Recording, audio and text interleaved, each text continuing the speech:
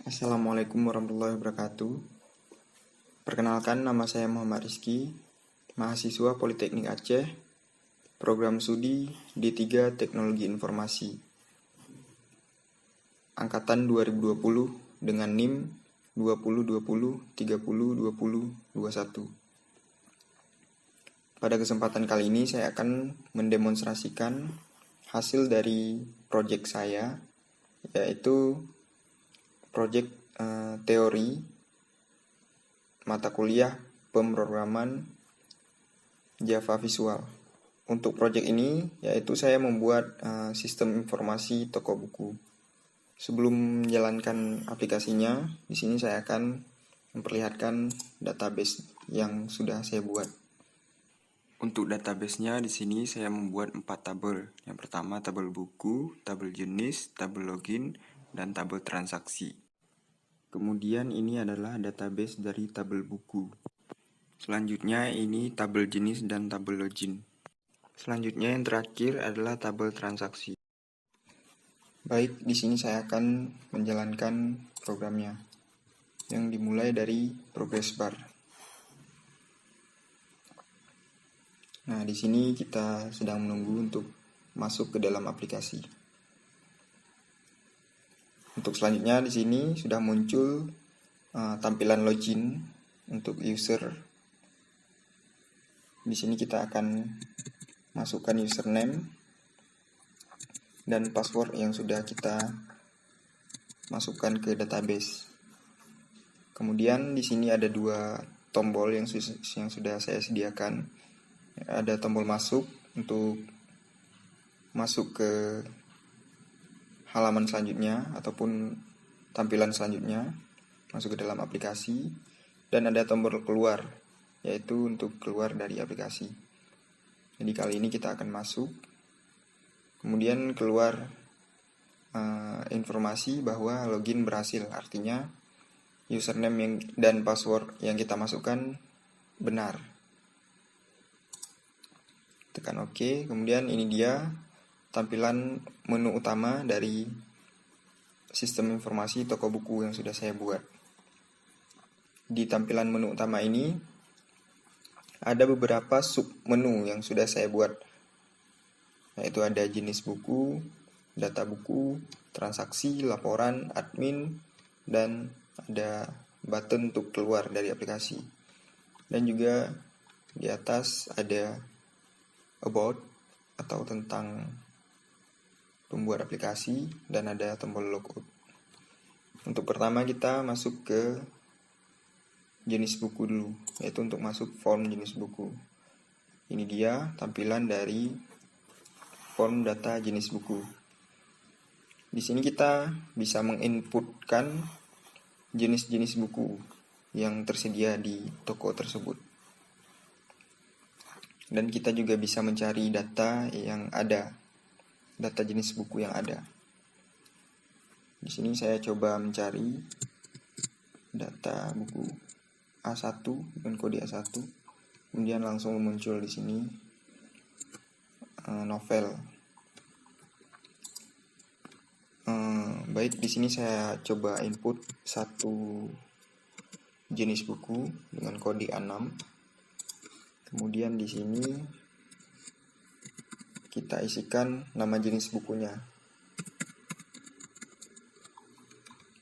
Kemudian simpan. Nah, di sini muncul informasi bahwa data berhasil disimpan dan langsung masuk ke tabel ataupun database-nya. Kemudian di sini juga bisa untuk mengubah data jenis buku. Kemudian bisa menghapus dan ada tombol reset untuk membersihkan kedua text field yang ada di sini. Baik, untuk form data jenis buku begini tampilannya. Kemudian kita kembali, kita masuk ke data buku, yaitu form yang kedua. Nah, di sini ialah untuk kita bisa melihat data buku, menginput, mengupdate atau mengubah, menghapus. Nah, di sini saya coba mencari satu buku dengan kode B1. Nah, di sini langsung muncul. Kemudian saya coba tambahkan satu buku dengan kode B3 dan jenis bukunya adalah buku novel. Nah, ketika saya klik jenis novel, nah di sini langsung keluar kode jenisnya. Nah, begitu juga dengan selanjutnya ekonomi A2 dan lain-lain. Nah, di sini saya coba pilih novel. Kemudian masukkan judul Laskar Pelangi. Nah, di sini kita masukkan nama pengarang ataupun penulis dari buku tersebut.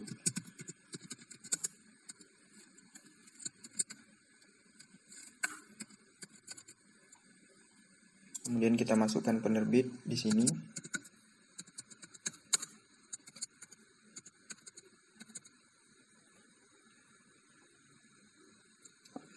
Nah, selanjutnya di sini kita masukkan jumlah. Maksudnya di sini adalah jumlah stok buku untuk buku Laskar Pelangi ini.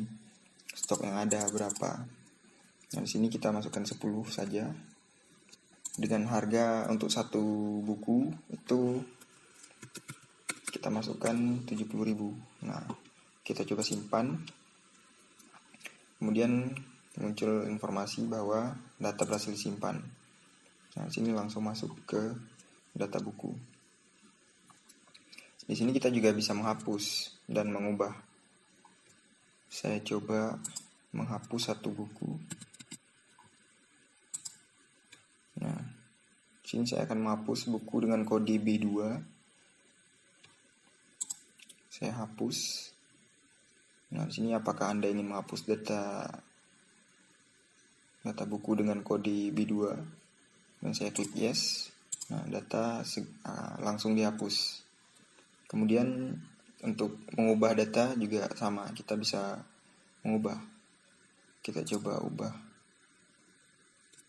untuk jumlah buku B1. Nah, sini untuk B1 kita coba ubah jumlah menjadi 8. Kita klik ubah. Kemudian sini data langsung terubah. Nah, sini langsung berubah menjadi 8. Untuk selanjutnya kita masuk ke data transaksi untuk form transaksi. Nah, di sini adalah maksudnya penginputan ketika transaksi terjadi. Nah, misalnya ada orang yang beli buku. Sini kita coba masukkan satu. Misalnya ada satu orang beli buku. Kita buat nomor fakturnya dulu. Kemudian kita akan masukkan kode buku yang akan dibeli oleh si pembeli tersebut. Nah, karena kita tidak tahu kode B1 dan B3 ini buku apa, nah kita bisa lihat kode buku dulu. Nah, di sini kita bisa lihat dulu bukunya dengan kode B1 itu dengan judul ini dan kode B3 dengan judul ini. Nah, setelah kita tahu, baru kita langsung inputkan. Misalnya si pembeli ingin membeli buku ini tadi, Laskar Pelangi. Nah, di sini kita langsung masukkan B3. Kemudian langsung secara otomatis muncul bahwa kode buku dengan B3 itu berjudul Laskar Pelangi dan satu unitnya berharga 70.000. Kemudian kita masukkan tanggal terjadinya transaksi. Di sini saya sudah membuat date chooser ataupun keluar kalender seperti ini. Kita bisa memilih tanggalnya. Kemudian untuk waktu, ini adalah waktu secara otomatis, waktu yang sedang berjalan sekarang. Jadi kita mungkin tidak perlu merubah-rubahnya. Kemudian kita masukkan nama pembeli. Contohnya di sini Budi. Kemudian nomor telepon. kemudian item. Nah, item di sini maksudnya adalah si Budi ini membeli buku Laskar Pelangi berapa buah seperti itu, berapa item. Misalnya dia ingin si Budi membeli 3 buah buku Laskar Pelangi. Nah, di sini kita input 3 buah itemnya. Kemudian di sini kita klik enter.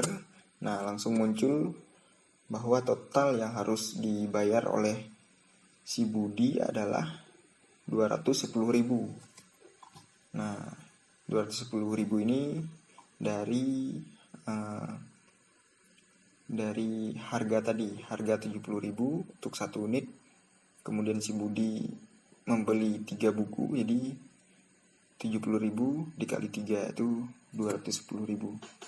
Nah, kemudian di sini kita menginputkan berapa uang yang dibayar oleh si Budi. Nah, kita contohkan si Budi di sini memberikan uang sebanyak 250.000. Nah, kemudian sama seperti tadi kita klik enter. Nah, langsung muncul bahwa kembalian untuk si Budi adalah 40.000 lagi. Nah, kemudian kita simpan dan langsung muncul di tabel yang sudah disediakan. Kemudian kita juga bisa merubah datanya. Kita contohkan di sini data yang sudah kita inputkan tadi, kita coba rubah nama pembelinya, yaitu Anto misalnya. Nah, di sini kita bisa ubah. Nah, di tabel langsung berubah menjadi nama pembelinya menjadi Anto. Dan kita juga bisa menghapus. Untuk tombol reset ini adalah saat kita mengisikan text field yang ada di sini, kita bisa membersihkan dengan tombol reset. Selanjutnya di sini kita akan coba cetak struk untuk transaksi yang sudah kita input tadi. Di sini kita akan cari dulu datanya.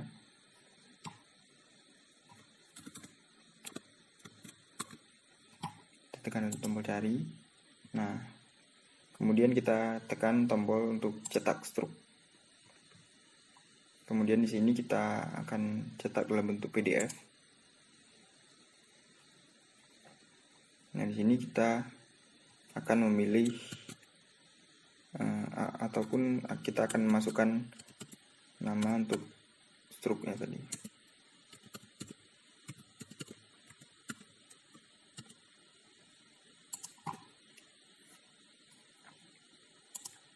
Di sini kita coba buka struknya.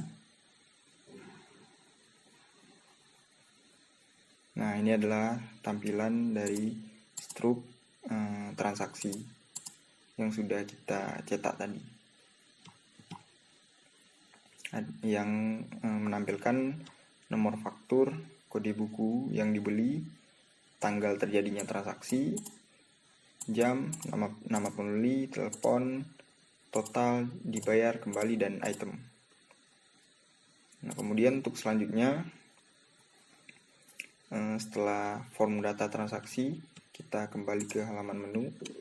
Nah, di sini kita akan masuk ke menu laporan. Nah, di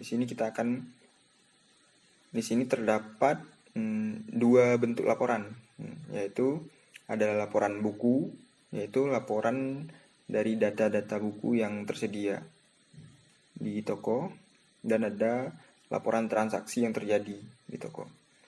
Untuk pertama kita coba masuk ke laporan buku dulu. Nah, untuk laporan buku di sini sudah ada tabel yang menampilkan buku-buku yang tersedia di toko. Kita coba print laporannya.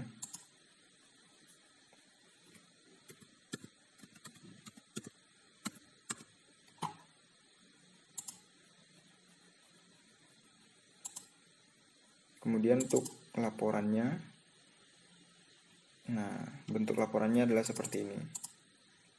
Dia akan menampilkan kode buku, kode jenis, judul, pengarang, penerbit, jumlah, dan harga dari buku tersebut. Kemudian untuk laporan yang kedua adalah laporan transaksi. Nah, laporan transaksi juga hampir sama seperti laporan data buku tadi. Di sini sudah ditampilkan transaksi yang terjadi. Kita coba print.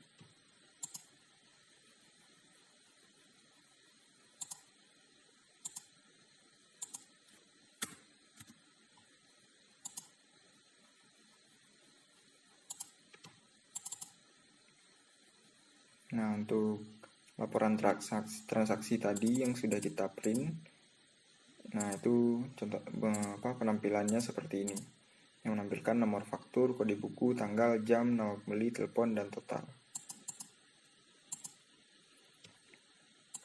Kemudian setelah dari laporan, kita kembali ke menu. Kemudian di sini saya sudah membuat tombol untuk masuk ke data admin. Nah, data admin ini adalah username dan password yang kita gunakan saat login tadi.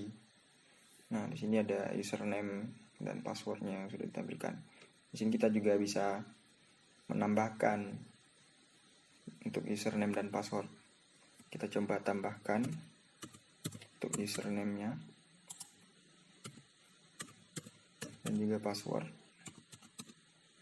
Nah, kita coba simpan.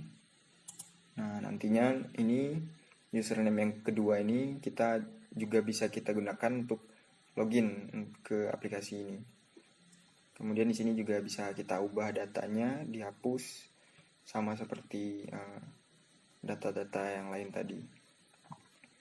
Kemudian di sini kita kembali.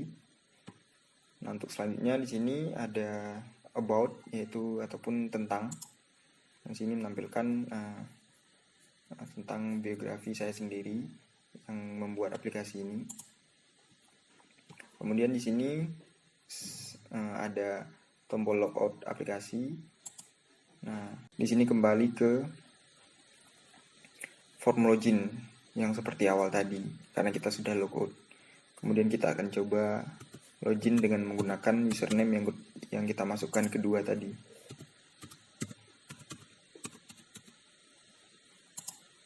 Nah, di sini juga bisa login berhasil. Nah, kemudian untuk tombol yang terakhir adalah tombol keluar, yaitu untuk keluar dari aplikasi ini. Kita klik tombol keluar. Nah, jadi aplikasinya langsung terkeluar. Mungkin ini saja presentasi dari saya. Jika ada kekurangan, saya mohon maaf. Dan juga untuk aplikasinya saya yakin juga ada kekurangan. Kalau ada saran boleh disampaikan ke saya langsung. Sekian dari saya. Assalamualaikum warahmatullahi wabarakatuh.